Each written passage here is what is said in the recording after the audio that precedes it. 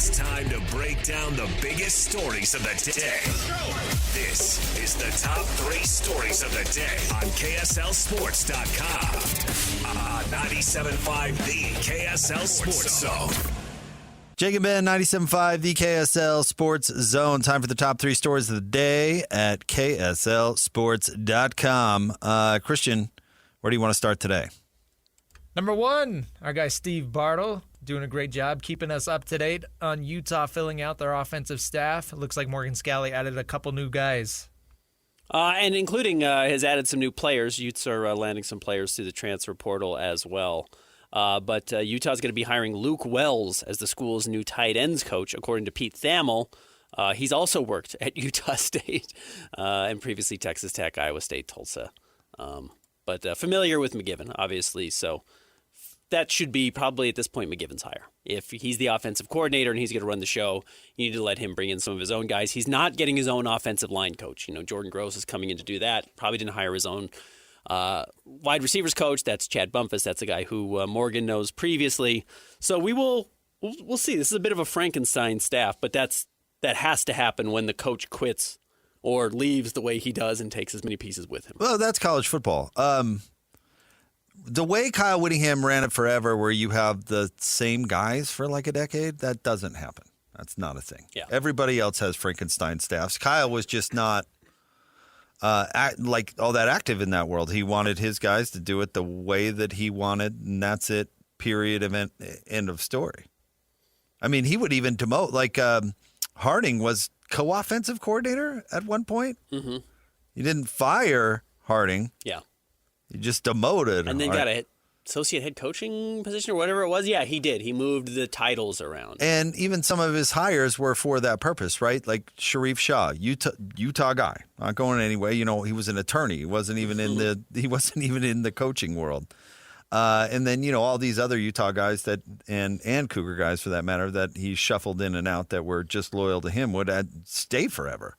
But the reality of college football is I would be curious to see the average stay time of an assistant coach in college football. I bet it's under 2 years.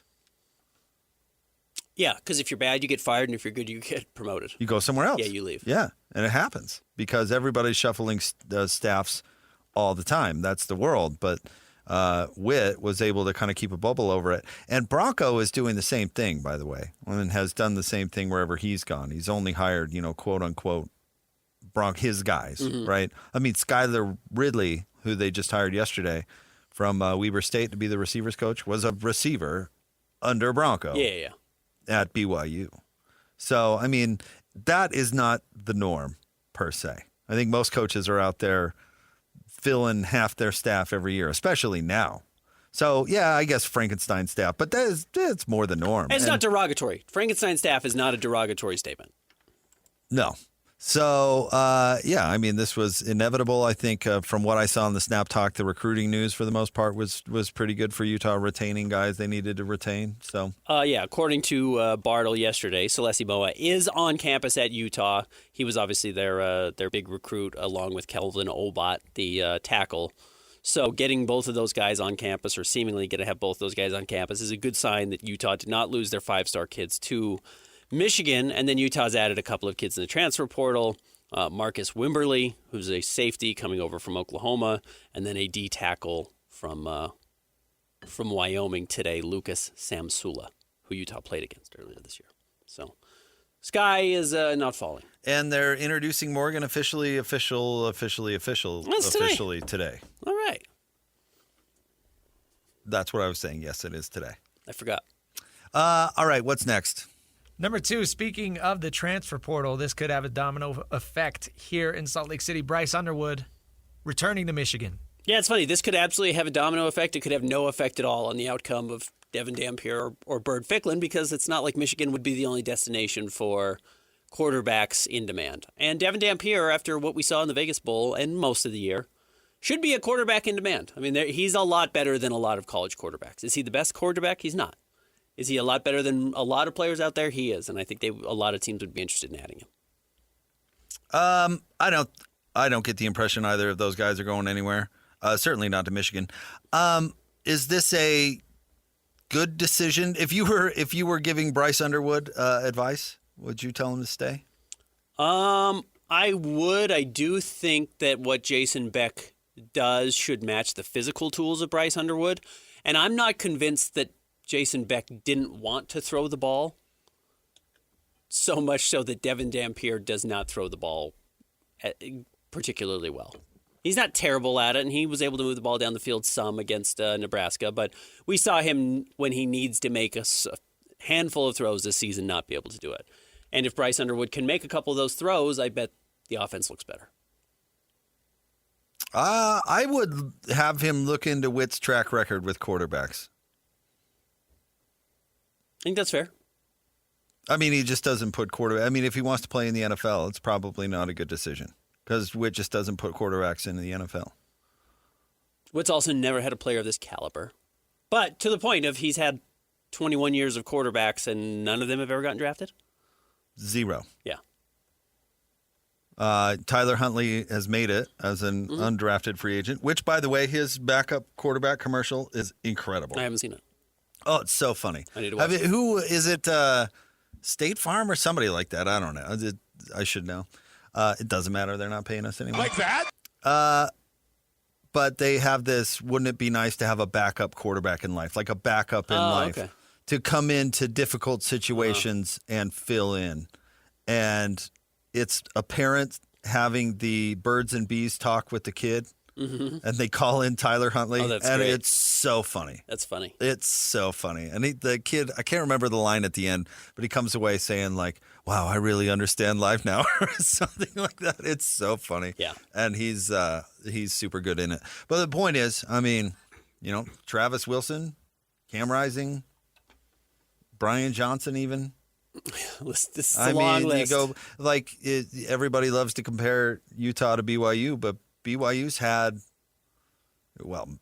Max Hall, John Beck, Zach Wilson, Jaron Hall, Taysom Hill, although I don't really count Taysom, He but didn't get drafted, right? no. But yeah. So, and BYU and Utah have been similar programs at very least, for that run, and they've had way more quarterbacks go on to the next level. So I don't know, good for Michigan, I guess, but, hope you like running the option.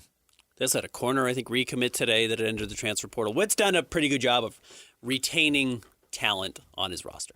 All right, what's next? That's good news for Utah and BYU. Number 3, Sean Durzi wins it for the Mammoth in overtime last night. Schmaltz, pass across. Durzi trying to pass it back. It comes to Kraus. Kraus, Schmaltz, back door, and they score! Sean Durzi wins it in overtime here at Madison Square Garden.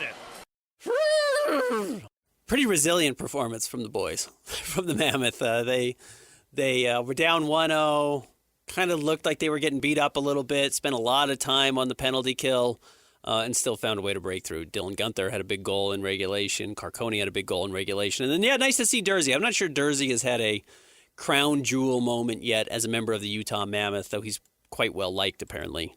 But this was certainly his best moment, I think, so far. Game winner in overtime in Madison Square Garden. I got to tell you, last night was a super fun night to be in the Radio Command Center because we watched the Mammoth game and the end was thrilling. And I actually think the Durzi goal that's burying the lead, they killed a penalty with like a minute to go. That Durzi committed. Yeah, right. So and he was not the happy comeback about winner. it. Yeah. But I mean, gritted out that penalty Absolutely. and took it to overtime. I mean, it was fairly thrilling. And then we had the FCS championship game on the other screen. I don't know if you watched that, but it was bananas. Yeah, I was following the Mammoth game, so I did not tune over to it, but I saw all the tweets. And Montana State is the victor, but it took both teams taking turns blowing it for that to happen.